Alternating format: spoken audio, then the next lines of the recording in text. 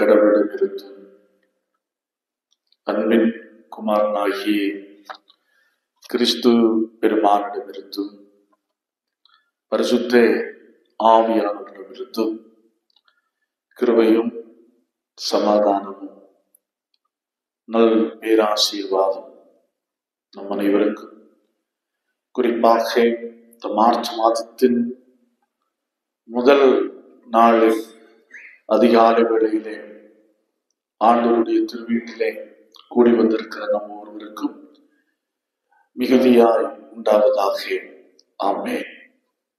இந்த அற்புதமான வேளையிலே சிந்தனைக்காக முன்பு வாசிக்க கேட்ட திருமறை பகுதியிலிருந்து ஒரு வசனத்தின் ஒரு பகுதியை உங்களுக்கு முன்பாக நான் வைக்க ஆசிக்கின்றேன். அப்போஸ்தலர் நடபடிகளின் புஸ்தகம் 10வது அதிகாரம் 31வது வசனத்தின் முதல் பகுதி. கொர்நேலியுவே, உன் ஜெபம் கேட்கப்பட்டது. கொர்நேலியுவே, உன் ஜெபம் கேட்கப்பட்டது. கண்களை மூடுவோம். ஆண்டவரை நோக்கி பார்த்து நாம் ஜெபிப்போம். அன்பு நிறைந்த நல்ல கர்த்தாவே, இந்த ஆசீர்வதிக்கப்பட்ட மார்ச் மாதத்தின் முதல் நாளின் அதிகாலை வேளைக்காக நன்றிகளை ஏறெடுக்கின்றோம். இந்த அற்புதமான வேளையிலே உங்களுடைய சமூகத்திலே கடந்து வந்திருக்கிற உங்களுடைய பிள்ளைகளாகியவர்களுக்கு நீர் அருள்கின்ற வாக்குக்காக ஸ்தோத்திரம். இந்த வாக்கை எங்களுடைய உள்ளங்களிலே ஆண்டவரே நாங்கள் உள்வாங்கிக் கொள்ளவும், கர்த்தாவே மெய்யாகவே இந்த வசனத்தின்படி ஆண்டவரே எங்கள் வாழ்க்கையை நாங்கள் அமைத்துக் கொள்ளவும், குறிப்பாக ஜெப வாழ்வுக்கு எங்களை நாங்கள் முழுமையாக அர்ப்பணிக்கவும் ஆண்டவர் எங்களுக்கு கிருபை புரிய வேண்டும் என்று மன்றாடி ஜெபிக்கின்றோம்.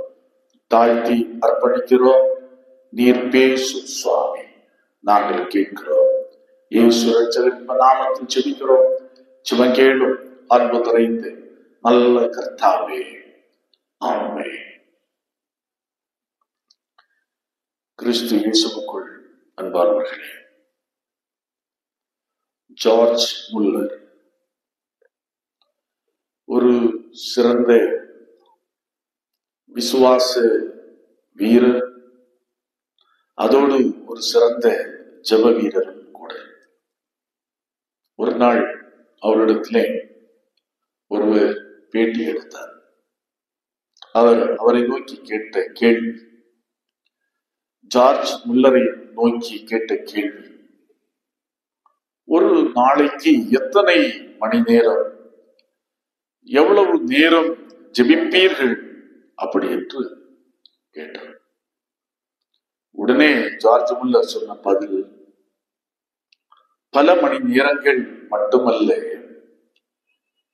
என் வாழ்க்கை முறையை நான் ஜெபமாக்கி இருக்கிறேன்.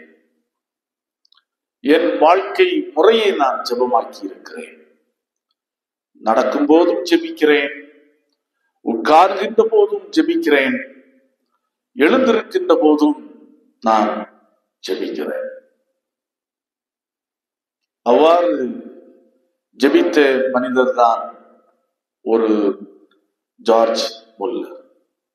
ஜெபித்த மனிதரை தான் இன்றைக்கு கிறிஸ்தவ உலகம் கொண்டாடி கொண்டிருக்கிறார். அவ்வாறாக இந்த நாளிலே திருமறையிலே ஒரு மனிதனை நாம் பார்க்கிறோம். அவர் வேறு யாரும் அல்ல, கொர்நேலியு என்ற மனிதன். ஒரு செல்வாக்கு மிக்க மனிதன். இத்தாலிய படையிலே 100க்கு அதிபதியாக இருக்கின்றார். ஆனால் அவனை குறித்து வேதம் இன்னும் மிக பின்வரும் வசனங்கள் நாம் வாசித்து பார்க்கின்ற போது 10வது அதிகாரம் 1வது வசனத்திலிருந்து வாசித்து பார்க்கின்ற போது மிக தெளிவாக கண்டுகொள்ள முடியும். தேவ பக்தி உள்ளவன், தேவ பயம் நிறைந்தவன், தானே தர்மங்களை செய்கிறவன். அடுத்தது சொல்லுகிறது, இடை விடாமல் ஜெபிக்கிற மனிதன். இடை விடாமல் ஜெபிக்கிற மனிதன். எவ்வாறு ஜார்ஜ் முல்லர் ஜெபத்தை தன்னுடைய வாழ்க்கை முறையாக்கி கொண்டாரோ, அதே போல இந்த கொர்நேலியு ஜெபத்தை தன்னுடைய வாழ்க்கை முறையாக்கி கொண்டார். ஆனால் இதில் இருக்கிற வித்தியாசம் என்னவென்று சொன்னால், ஜார்ஜ் முல்லர் இயேசுவை அறிந்தவர், ரட்சிக்கப்பட்ட ஒரு அற்புதமான மனிதர். ஆனால் கொர்நேலியு அப்படி அல்ல, ரட்சிக்கப்படாத ஒரு மனிதர். அவரை குறித்து வேதம் சொல்கிறது, அவர் ஒரு புறஜாதியார். பாருங்கள், இடைவிடாமல் ஒரு ஜெபிக்கிற மனிதனை கொண்டுதான் கடவுள் உலகத்திலே ஒரு பெரிய மாற்றத்தை கடவுள் கொண்டு வந்தார். அது என்ன மாற்றம்? பாருங்கள், இந்த கொர்நேலியு ஒரு புறஜாதியான், யூதன் அல்லாதவர். இயேசு கிறிஸ்துவையும் அவருடைய 12 சீடர்களையும் எடுத்து பாருங்கள். கிட்டத்தட்ட அனைவருமே யூதர்கள். இயேசுனுடைய ஊழியமும் அதிகமாக நடைபெற்றதும் யூத பட்டணங்களிலே, யூத மக்கள் மத்தியிலே. அநேகர் வந்தாலும் சுகம் பெற்றாலும் போதனைகளை கேட்டாலும் அவருடைய ஊழியங்கள் எல்லாம் யூத இதை மையமாக வைத்துதான் இருப்பதை நாம் பார்க்க முடியும். அதே வேளையிலே பாருங்கள், இயேசு கிறிஸ்து பரலோகத்திற்கு எடுத்துக்கொள்ளப்பட்ட பிற்பாடும் அவர்கள் அனைவருமே யூதேயாவை சுற்றிலும் அந்த எருசலேமை சுற்றில் உள்ள பட்டணங்களிலே, அதே ஒரு சார்ந்த பட்டணங்களிலே தான் அவர்கள் இருந்து கொண்டிருக்கிறார்கள். அதாவது ஒரு பேதுருவை எடுத்துக் கொள்ளுங்கள். இந்த 10வது அதிகாரத்தை எடுத்து பார்க்கின்ற போது பேதுருவை குறித்து அறிய முடியும்.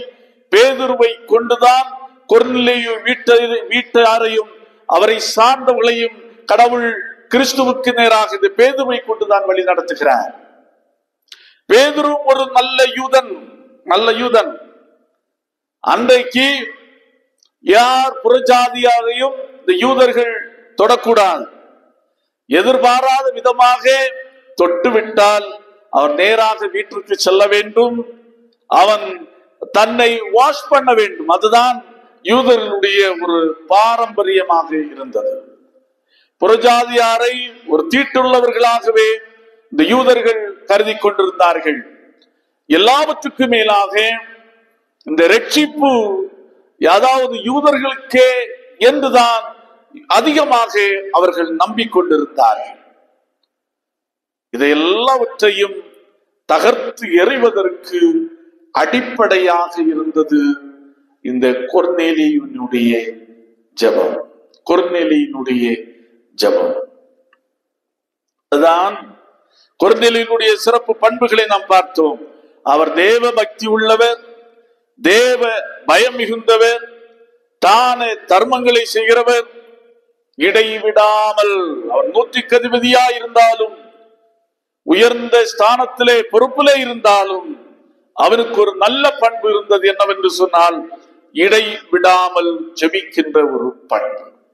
அதையும் அந்த வசனங்களிலே வாசித்து பார்க்கின்ற போது தெளிவாய் கண்டுகொள்ள முடியும். இந்த கொர்நேலியு 9ஆம் மணி நேரத்தில் ஜெபித்துக் கொண்டிருந்த போது தூதன் மூலமாக நேரடியாக அவனுக்கு பதில் கிடைக்கிறது. 9ஆம் மணி வேளை என்று சொன்னால் மத்தியானத்துக்கு பிற்பாடு 3 மணி. அந்த 3 மணிக்கும் கொர்நேலியு ஜெபிக்கிற ஒரு மனிதனாக இருந்தான். அவனுக்கு நேரடியாக தூதன் மூலமாக பதில் கிடைத்தது. அந்த பதிலை குறித்துதான் கொர்நேலியுவே சொல்லுகிறான். தூதன் எனக்கு முன்பாக தோன்றி சொன்னார், கொர்நேலியுவே, உன் ஜெபம் கேட்கப்பட்டது. பட்டது. கொர்நேலியுவே, உன் ஜெபம் கேட்கப்பட்டது. கொர்நேலியு என்னதான் கேட்டிருப்பார்? என்ன கேட்டார் என்பதை பின்வரும் வசனங்களிலே தெளிவாய் கண்டுகொள்ள முடியும். ஒருவேளை ரட்சிப்புக்கான வழியை அவன் தேடிக்கொண்டிருந்திருப்பான். கடவுள் அவனுடைய பக்தியை பார்த்து, இறை அச்சத்தை பார்த்து, கடவுள் தூதன் மூலமாக நேரடியாக பதில் சொல்கிறார். நீ பேதுருவை ஆட்களை அனுப்பி கூப்பிடு, அவன் சொல்லுவான், சொல்ல வேண்டிய காரியங்கள் எல்லாவற்றையும் சொல்லுவான். அவ்வண்ணமாகவே பேதுருவுக்கும் கடவுள் தரிசனமாகி, நீ எந்த வேறுபாடையும் பார்க்காம நீ போ அப்படி என்பதை கடவுள் தெளிவாக பேதுருக்கு வெளிப்படுத்தினார். பேதுருவும் கொர்நேலியுடைய வீட்டிலிருந்து அனுப்பப்பட்ட ஆட்கள் போய் அழைக்க பேதுருவும் கடந்து வருகிறார். புறஜாதியாருடைய இல்லத்திலே பிரவேசிக்கிறார். அங்கே அவர்களுக்கு இயேசுவை பற்றி சாட்சி பகர்கின்ற ஒரு அற்புதமான நிலையை பார்க்கிறோம். கொர்நேலியு அவன் உற்றார்களையும் உறவினர்களையும் நெருங்கிய நண்பர்களையும் பவுலுடைய பேச்சை கேட்பதற்காக, பவுலுடைய ஆலோசனைகளை வழிநடத்தலை கேட்பதற்காக ஆயத்தப்படுத்தி வைத்திருந்தான் என்பதை பார்க்கிறோம். இவ்வாறாகத்தான் புறஜாதிகளுக்குள்ளே சுவிசேஷம் செல்லுகின்றது. புறஜாதியாரும் கிறிஸ்துவை ஏற்றுக்கொள்ளுகிறார்கள், அங்கீகரிக்கிறார்கள். இவ்வாறு கிறிஸ்துவானவர் யூதர்களுக்கு மட்டுமல்ல அனைவருக்கும் உரியவர் என்கிற ஒரு வெளிப்பாடு யார் மூலமாய் உலகத்துக்குள்ளே வந்திருக்கிறது என்று சொன்னால், இந்த கொர்நேலியு அவனுடைய வீட்டார் என்பதையும் மறந்து போகக்கூடாது. அதற்கு காரணம் கொர்நேலியுடைய ஜெப வாழ்க்கை. வேதம் மிக தெளிவாக சொல்லுகிறது, அவர் இடைவிடாமல் ஜெபிக்கிற ஒரு மனிதனாக இருந்தார். ஆம், கிறிஸ்து இயேசுவுக்குள் அன்பானவர்களே, 2025 ஆண்டு மார்ச் மாதத்திலே நாம் அடியெடுத்து வைத்திருக்கிறோம். ஆண்டவர் நம்மை பார்த்து இந்த மாதத்தின் முடிவிலே சொல்ல வேண்டும், உன் ஜெபம் கேட்கப்பட்டது என்று சொல்லக்கூடிய அளவுக்கு இந்த நாளிலே நாம் நம்மை ஜெப வாழ்விற்கு அர்ப்பணிக்க வேண்டும். ஒரு கொர்நேலியுடைய ஜெபம் உலக திருச்சபை வரலாற்றிலேயே ஒரு பெரிய மாற்றத்திற்கான அடித்தளமாக இருந்தது என்று சொன்னால் அது மிகையாகாது. உலகை மாற்றிய ஒரு ஜெபம் கொர்நேலியுடைய இடைவிடாத ஜெபம் என்பதை நாம் புரிந்து கொள்ள வேண்டும். அப்படி என்று சொன்னால் உண்மையாகவே தொடர்ச்சியாக ஜெபிக்கின்ற ஜெபங்களுக்கு ஆண்டவர் பதில் தருகின்றவராக இருக்கிறார். நிச்சயமாகவே ஆண்டவர் பதில் தருகின்றவராக இருக்கிறார். நாம் இடைவிடாமல் ஜெபிக்கிற ஜெபங்களை கேட்டு நம்முடைய வாழ்க்கையிலே, குடும்பத்திலே, நாம் சார்ந்திருக்கின்ற சமூகத்திலே, திருச்சபையிலே மாற்றங்களை ஏற்படுத்த வல்லமை உள்ளவராயிருக்கிறார். அதற்கு நாம் செய்ய வேண்டிய காரியம் இடைவிடாத ஜெப வாழ்வுக்கு நம்மை அர்ப்பணிக்கின்றவர்களாக இருக்க வேண்டும். ஆம் அன்பானவர்களே, வருகின்ற 5ஆம் தேதியிலிருந்து சாம்பல் புதன் கிழமைக்குள்ளாக ஒரு தவகாலத்திற்குள்ளே, ஒரு நோன்பு காலத்திற்குள்ளே பிரவேசிக்க ஆயத்தப்படுகிறோம். ஆகையினால் இந்த மார்ச் மாதம் நமக்கு மிக மிக முக்கியத்துவம் வாய்ந்த ஒரு மாதம். இந்த மாதத்தை நாம் ஜெப வாழ்வுக்கு முழுமையாக நாம் அர்ப்பணிப்போம் என்று சொன்னால், இதே பதில் கொர்நேலியுவுக்கு தூதனை கொண்டு, ஏஞ்சலை கொண்டு சொல்லப்பட்ட பதில் நமக்கு சொல்லப்படும். என்ன பதில் சொல்லப்படும்? உன் ஜெபம் கேட்கப்பட்டது, உன் ஜெபம் கேட்கப்பட்டது. ஆகவே இந்த தவகாலங்கள் நமக்கு கொடுக்கப்படுகின்ற ஒரு ஆன்மீக வசந்த காலம். அந்த வசந்த காலத்தை ஜெப வாழ்வுக்கென்று நாம் நம்மை அர்ப்பணிக்க வேண்டும். எப்படி நாம் ஜெபிக்க வேண்டும்? 3 விதங்களிலே ஜெபிக்க கடவுள் நம்மை அழைக்கின்றார். இந்த 3 காரியங்களை மாத்திரம் நான் சொல்லிவிட்டு இறை செய்தியை நிறைவு செய்ய ஆசிக்கின்றேன். முதலாவதாக மத்தேயு எழுதிய நற்செய்தி நூல் 6வது அதிகாரம் 6வது வசனம். மத்தேயு எழுதிய நற்செய்தி நூல் 6வது அதிகாரம் 6வது வசனம் மிக அருமையாக சொல்லுகிறது. நீயோ ஜெபம் பண்ணும்போது உன் அறை வீட்டிற்குள் பிரவேசித்து உன் கதவை பூட்டி அந்தரங்கத்தில் இருக்கிற உன் பிதாவை நோக்கி ஜெபம் பண்ணு.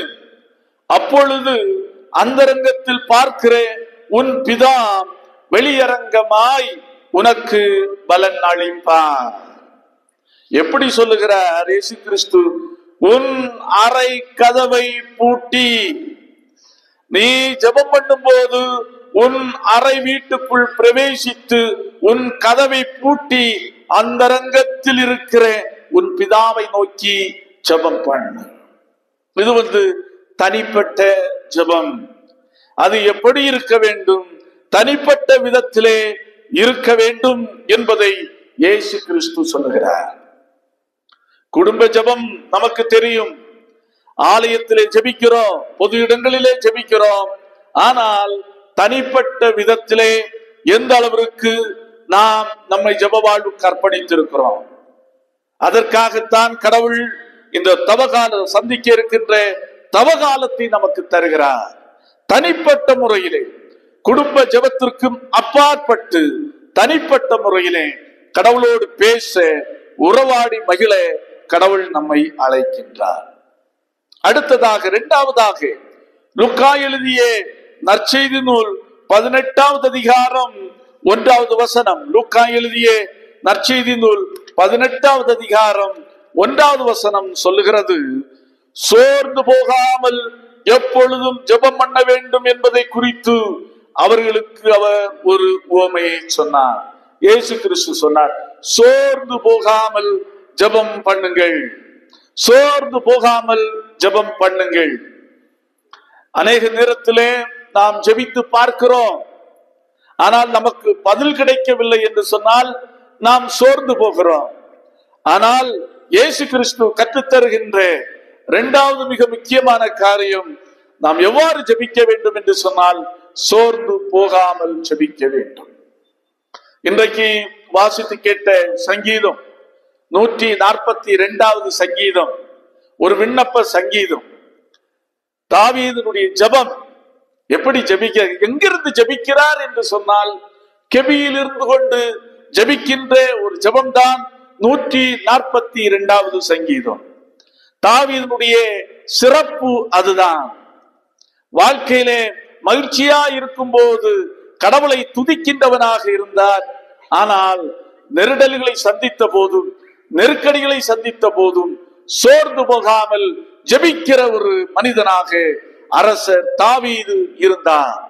ஆகையினாலே தான் இயேசு கிறிஸ்து நாமும் ஜெப வாழ்க்கையிலே சோர்ந்து போய்விடக் கூடாது, பதில் கிடைக்கவில்லையே என்று தோண்டிவிடக் கூடாது என்பதற்காகத்தான் ஒரு உதாரணத்தை சொல்லி, ஒரு விதவை தன்னுடைய நியாயத்திற்காக எவ்வாறு போராடுகிறாள் என்பதற்கான ஒரு உதாரணத்தை சொல்லி ஆண்டவர் ஊக்கமூட்டுகிறார், உற்சாகப்படுத்துகிறார். சோர்ந்து போகாமல் ஜெபம் பண்ணுங்கள் அப்படி என்று. அடுத்து 3வது இயேசு கிறிஸ்து சொல்லுகின்ற மிக முக்கியமான ஒரு ஆலோசனை எப்படி சொல்லுகிறார்? மத்தேயு 26வது அதிகாரம் 41வது வசனம் சொல்லுகிறது, விழித்திருங்கள், விழித்திருந்து ஜெபியுங்கள், விழித்திருந்து ஜெபியுங்கள். மாம்சமோ பலவீனம் உள்ளது, ஆவியோ உற்சாகம் உள்ளது. ஆகையினால் விழித்திருந்து ஜெபிக்க அழைக்கிறார். இந்த மார்ச் மாதத்தில் விழித்திருந்து ஜெபிக்க அழைக்கிறார். மாம்சமோ பலவீனம் உள்ளது, ஆவியோ உற்சாகம் உள்ளது. ஆகவே இவ்விதமான ஜெப வாழ்வுக்கு நம்மை நாம் ஒப்பு கொடுக்கின்ற போது நிச்சயமாகவே ஒரு கிறிஸ்துவை அறியாமல் இருந்த ஒரு மனிதனுக்கு தூதனை அனுப்பி பதிலளித்த கடவுள் நமக்கும் நேரடியாகவும் அவர் தூதன் மூலமாகவும் மக்களை கொண்டும் நமக்கு பதில் செய்வார். ஆகவே இந்த தவகாலம் முடிகின்ற போது ஆண்டவர் நம்மை பார்த்து சொல்ல வேண்டும், உன் ஜெபம் கேட்கப்பட்டது. ஆகவே மார்ச் மாதத்தின் முதல் நாளிலே ஆண்டவருடைய சமூகத்திலே கடந்து வந்திருக்கிற நமக்கு கடவுள் விடுக்கின்ற அழைப்பு என்னவென்று சொன்னால், ஜெபியுங்கள், இடைவிடாமல் ஜெபியுங்கள். போகும்போதும் வரும்போதும் நடக்கும் போது, உட்கார்ந்திருக்கின்ற போது, எழுந்திருக்கின்ற போதும் ஜெபியுங்கள். எல்லாவற்றுக்கும் மேலாக தனிப்பட்ட முறையிலே ஜெபத்திலே உங்கள் வாழ்க்கை நேரத்தை செலவிடுங்கள். விழித்திருந்து ஜெபியுங்கள், சோர்ந்து போகாமல் ஜெபியுங்கள். நிச்சயமாகவே ஒரு கொர்நேலியுவை கொண்டு ஒரு பெரிய மாற்றத்தை உலகத்திலே கொண்டு வந்த கடவுள் நம்மை கொண்டும் பெரிய காரியங்களை செய்வார். நம்முடைய வாழ்க்கையிலே, குடும்பத்திலே மாற்றங்கள் உண்டாகும். ஆண்டவர் தாமே இந்த வார்த்தைகளை கொண்டு நம்ம ஒவ்வொருவரையும் ஆசீர்வதிப்பாராக. ஆமென். எல்லா புத்திக்கும் மேலான தெய்வ சமாதானம் உங்கள் இருதயங்களையும் சிந்தனைகளையும் கிறிஸ்து இயேசுவின் நாமத்தால் காத்துக் கொள்வதாக. ஆமென்.